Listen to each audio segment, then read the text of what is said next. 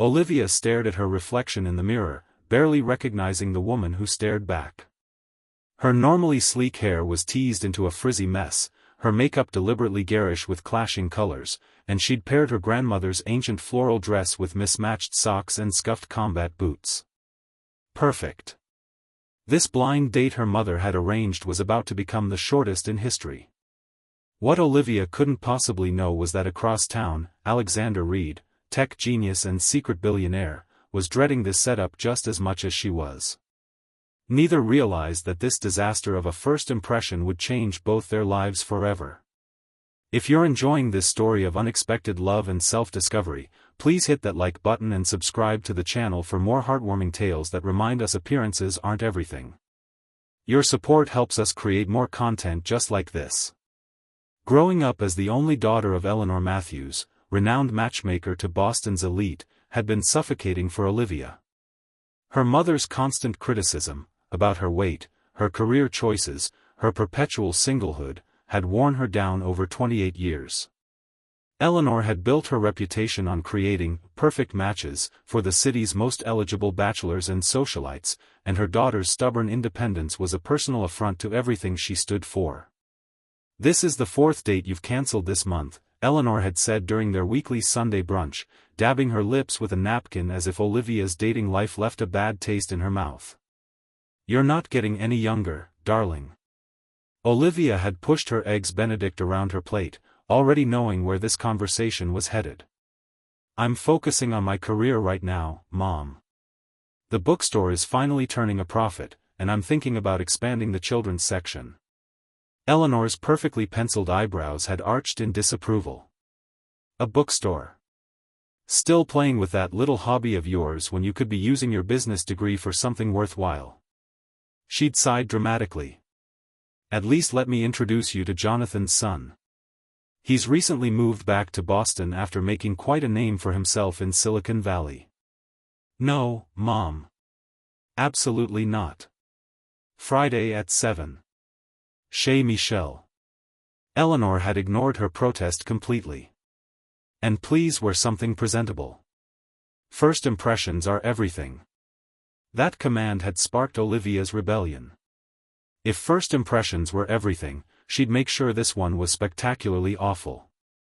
Now, as she hobbled into the upscale French restaurant in her deliberately hideous outfit, Olivia felt a twinge of guilt. This poor man, whoever he was, didn't deserve to be the target of her mother-daughter issues. But it was too late to back out now. The maitre d' looked her up and down with barely concealed horror before reluctantly leading her to a corner table. "Your party is already seated, mademoiselle," he said stiffly. Olivia spotted him immediately, tall, with dark hair and broad shoulders, dressed in an impeccably tailored suit. Great. Another of her mother's perfect corporate types. As she approached, she noticed something odd. His suit was immaculate, but his tie was crooked, and was that a coffee stain on his sleeve? He looked up as she approached, and Olivia was struck by the most startlingly blue eyes she'd ever seen. "You must be Olivia," he said, standing awkwardly. "I'm Alex." "The one and only," she replied, gesturing to her outfit. "Sorry for the fashion disaster. I was going for a statement look."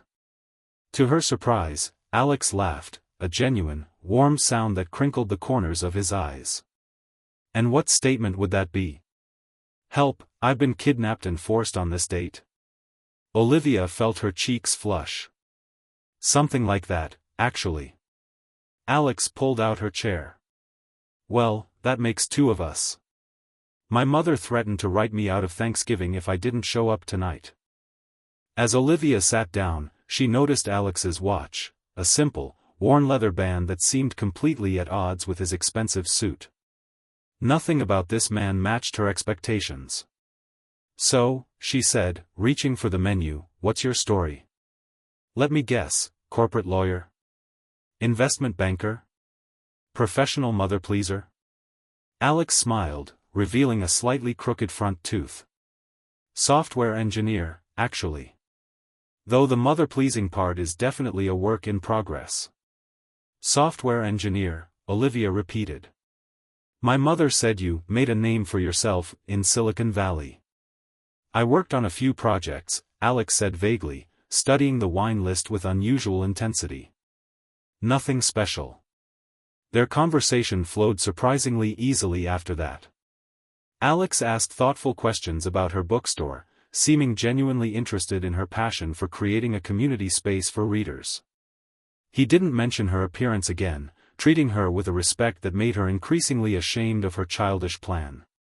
I should probably explain, Olivia said finally, after they'd ordered dessert. This. She gestured to her outfit, was my passive-aggressive way of sabotaging my mother's matchmaking. It wasn't about you. Alex's eyes softened. I figured as much. For what it's worth, I came here planning to be the world's most boring date. I was going to talk about coding algorithms all night until you made an excuse to leave. Why didn't you? He looked at her thoughtfully.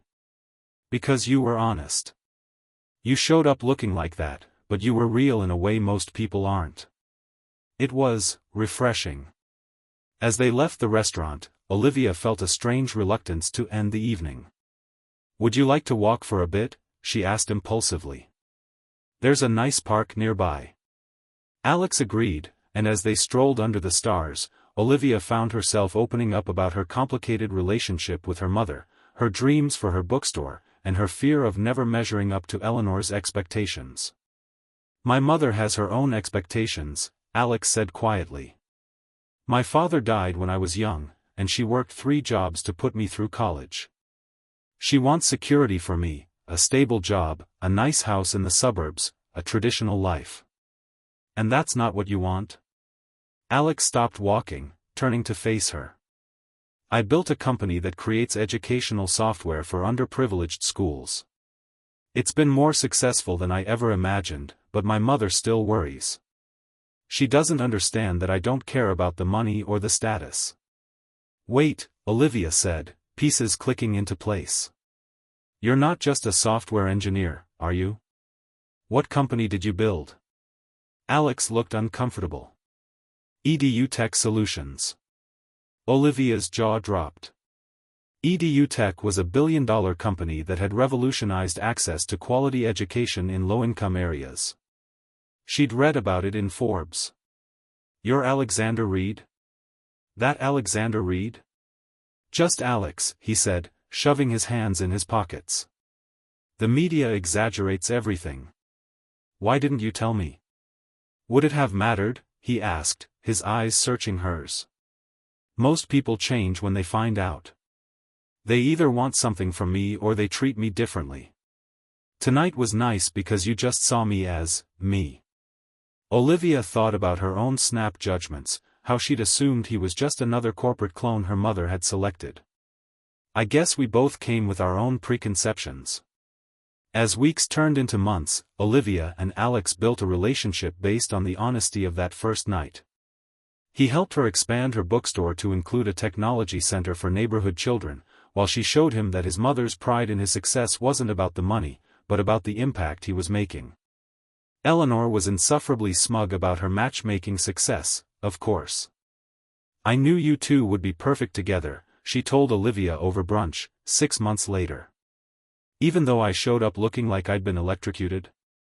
Olivia asked wryly. Eleanor's eyes twinkled.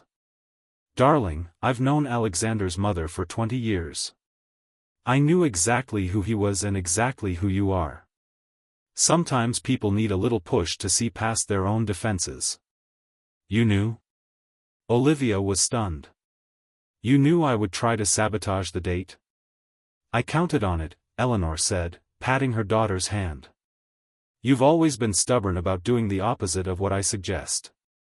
I just needed to find someone who would appreciate the real you, even at your most rebellious. 1 year after their disastrous first date, Alex proposed to Olivia in her bookstore, surrounded by the children who came for weekly reading sessions.